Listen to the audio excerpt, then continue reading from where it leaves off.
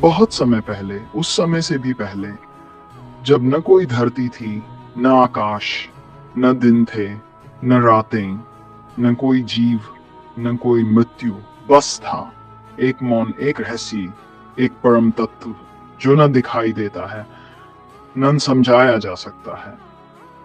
प्रारंभ से पहले क्या था? शब्द चुप हो जाते हैं पर अनुभूति बोलती है।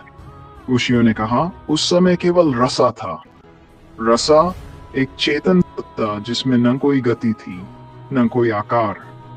वही रसा मन बना, प्राण बना, वाक बनी, और इन्हीं से उत्पन्न हुई ये समग्र सृष्टि।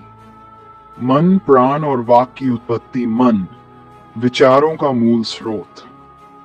प्राण, जीवन की गति। वाक, जो कुछ भी कहा गया, सुना गया, समझा गया, इन तीनों से ही बना जीव। जीव का अनुभव बना ईश्वर, और ईश्वर का विस्तार बना परमेश्वर। तीनों एक ही मूल से उपजे, रसा से, अद्वैत से। जीव बंधनों में बंधा हुआ चेतन अंश है, ईश्वर उसका परिपूर्ण व्यापक रूप है।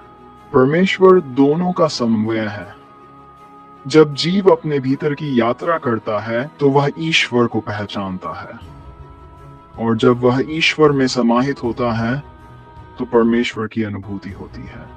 सृष्टि न आरंभ में उत्पन्न हुई, न अंत में समाप्त होती है, बल्कि यह तो चेतना की एक लहर है जो रसा से उठती है और फिर उसी में विलीन हो जाती है। सृजन और संहार दोनों एक ही प्रक्रिया के दो छोर हैं, जैसे श्वास लेना और छोड़ना। मानव चित्त की चार अवस्थाएं हैं। जागृत, जब हम संसार को देखते हैं। स्वप्न, जब भीतर का मन बोलता है। सुषुप्ति, जब हम मौन होते हैं। तुरी, जब हम स्वयं से मिलते हैं। तुरी अवस्था ही मोक्ष है, अनंत शांति है, परमात्मा का अनुभव है। अंतिम विचार। अब प्रश्न उठता है, अंत के बाद क्या है? उत्तर है वही जो प्रारंभ से पहले था। शून्य नहीं, बल्कि परिपूर्णता। न मौन का अभाव, बल्कि मौन की संपूर्णता। न जीवन का अंत, बल्कि चेतना की वापसी अपने मूल में, अपने रसा में। समापन जो वर्णन से परे है, जो समझ से बाहर है, उसी को प्रेम, मौन और ध्यान से अनुभव किया जा सकता है। यही है before the beginning and after the end. प्रारंभ से पहले और अंत के बाद।